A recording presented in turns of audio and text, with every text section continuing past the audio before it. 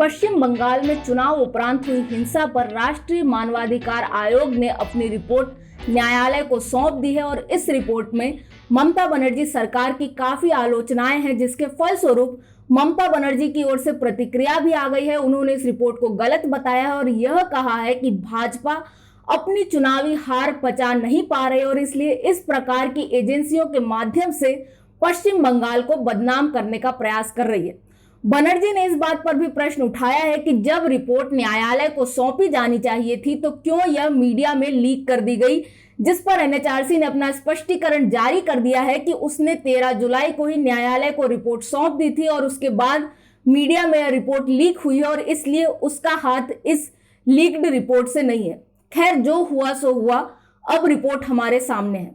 तो क्या कहती है यह रिपोर्ट? सबसे बड़ी बात जो यह कहती है वह यह कि पश्चिम बंगाल में रूल ऑफ लॉ यानी विधि का विधान नहीं बल्कि लॉ ऑफ रूलर यानी शासक का कानून चल रहा है, जो कि सीधा सीधा निशाना है ममता बनर्जी सरकार पर। साथ ही इसमें सहस्रों पीड़ितों की बात की गई है जिनकी जीविकाएं चली गई, जिन्हें विस्थापित होना पड़ा और अब वे आर्थिक रूप से घुटने के लिए विवश हो गए हैं। उन लोगों की भी बात की गई जिनकी हत्या की गई, जिनके साथ दुष्कर्म और यौन उत्पीड़न हुआ और यह सलाह दी गई कि इस प्रकार के जघन्य अपराधों की जांच सीबीआई को सौंपी जाए और इनका ट्रायल जो हो वह प्रदेश से बाहर चले। इसके अलावा यह भी सुझाव दिया कि उच्च न्यायालय के अधीन एक विशेष जांच दल का गठन हो, साथ ही फास्ट ट्रैक कोर्ट्स की स्थापना हो जो इन मामलों की सुनवाई करे, उन लोगों को मुआवजा दिया जाए जो कि इस हिंसा में पीड़ित हुए हैं, उन लोगों को पुलिस की सुरक्षा मिले जो लोग सामने आकर तृणमूल कांग्रेस के कार्यकर्ताओं के विरुद्ध बयान दे रहे हैं और ये सारे सुझाव लागू हो, इसे देखने के लिए भी एक अलग से समिति का गठन हो। यह जो रिपोर्ट है इसमें कुल 123 राजनेताओं का नाम दर्ज है, जिनमें कई सारे तृणमूल कांग्रेस के नेता हैं और इसमें कई वरिष्ठ नेता भी हैं, जैसे ममता सरकार के वरिष्ठ मंत्री ज्योति प्रिय मलिक जो कि ममता बनर्जी के करीबी भी हैं। इसके अलावा 2 विधायक जैसे कि पार्था भौमिक और शौकत मोल्ला, ये तृणमूल कांग्रेस के विधायकों के नाम हैं, ये भी इस लिस्ट में है। इसके अलावा एक तृणमूल कांग्रेस का पार्षद जीवन शाह, जहांगीर खान जो कि तृणमूल यूथ कांग्रेस का नेता है और अभिषेक बनर्जी का निकटवर्ती माना जाता है वह, और ममता बनर्जी का नंदीग्राम में पोल एजेंट शेख सूफियान, इन नेताओं का नाम सूची में है और इन्हें कहा गया है कि ये खतरनाक गुंडे और अपराधी हैं। इसके अलावा इस रिपोर्ट में कुल यह बताया गया है कि 2 मई से 20 जून के बीच 1934 पुलिस शिकायतें दर्ज की गई थी 9304 लोगों के विरुद्ध,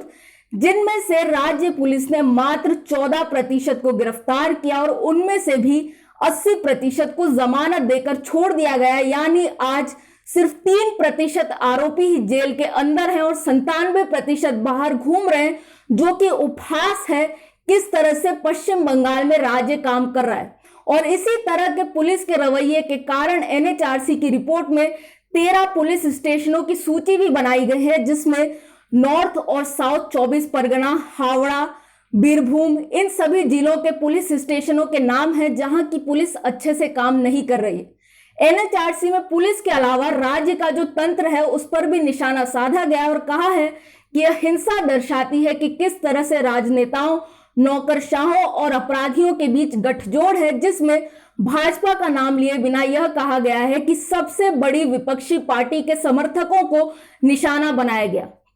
इसी तरह से यह जो पूरी टीम थी 7 सदस्यों की एनएचआरसी की, इसमें एक महिला आयोग की ओर से भी थी और एक अल्पसंख्यक आयोग की ओर से भी थे। इन 7 सदस्यों ने 20 दिनों में 311 जगह जो कि घटना स्थल थी वहां जाकर चीजों को देखा। इसके अलावा इन्होंने कोलकाता, पूर्वी बर्धमान, इन सभी कई सारे जगहों पर सभाएं भी आयोजित की और कुल 1979 शिकायतों को देखा, जिनमें से 57 तो आई थी महिला आयोग के पास और 18 आई थी पश्चिम बंगाल मानवाधिकार आयोग के पास। इन सभी शिकायतों को देखा, इनमें से 582 शिकायतों को भेजा गया पुलिस के पास एफआईआर दर्ज करने के लिए, जिनमें से 137 एफआईआर दर्ज हुई हैं। इस प्रकार हम पाते हैं कि किस तरह से पुलिस ने भी काम नहीं किया और एनएचआरसी भी इस चीज का उल्लेख करती है कि राज्य और पुलिस इस पूरी घटना के प्रति उदासीन रहे। उन्होंने इन सारी घटनाओं को अनदेखा किया और यदि यह नहीं कहा जा सकता कि वे इन घटनाओं में लिप्त थे, तो कम से कम यह तो कहा ही जा सकता है कि इन घटनाओं को उनकी मूक सहमति मिली हुई थी।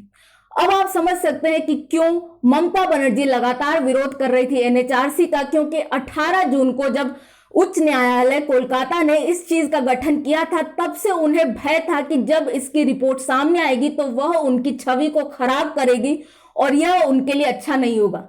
इसके अलावा इसमें यह भी बात की गई है कि केंद्रीय सशस्त्र पुलिस बल जिन गांवों में 5 से अधिक ऐसी हिंसा की घटनाएं हुई हैं, वहां पर इन्हें तैनात किया जाए। आप सब जानते हैं कि केंद्रीय बलों से ममता बनर्जी कितना चिढ़ती हैं। उन्होंने यह तक भी कहा है कि ये जो सारी घटनाओं का उल्लेख एनएचआरसी ने किया है, वह वास्तव में चुनाव के पहले की घटनाएं हैं, जिसे चुनाव उपरांत की हिंसा के रूप में प्रदर्शित किया जा रहा है। और यह तब घटी थी जब राज्य में केंद्रीय बल तैनात थी और इसलिए वे केंद्रीय बलों पर निशाना साध रही हैं। लेकिन यदि इस सुझाव को मानकर केंद्रीय बल तैनात कर दिए जाएं जहां पर हिंसा हुई थी उन गांवों में, तो यह उन ग्रामीणों की रक्षा के लिए अच्छा होगा। और जो लोग अब विस्थापित हो चुके हैं और लौटने के लिए उनसे अजीब अजीब तरह की शर्तें रखी जा रही है, जैसे अपनी बेटियों या पत्नियों को तृणमूल कांग्रेस के नेताओं के हवाले कर दिया जाए, इस प्रकार की चीजों पर भी नियंत्रण कसा जा सकेगा। अब रही बात ममता बनर्जी के राजनीतिक करियर की, तो आप समझ सकते हैं कि वे नहीं चाहती थी कि यह रिपोर्ट सामने आए, क्योंकि वे अपने आप को 2024 में एक राष्ट्रीय नेत्री के रूप में प्रस्तुत करना चाहती हैं। ऐसे में इस विषय में यदि आप वीडियो देखना चाहते हैं तो हमें कमेंट करके बताएं, हम वीडियो बनाएंगे। स्वराज्य को सब्सक्राइब करना न भूलें। देखते रहें। मैं हूं निष्ठा अनुश्री।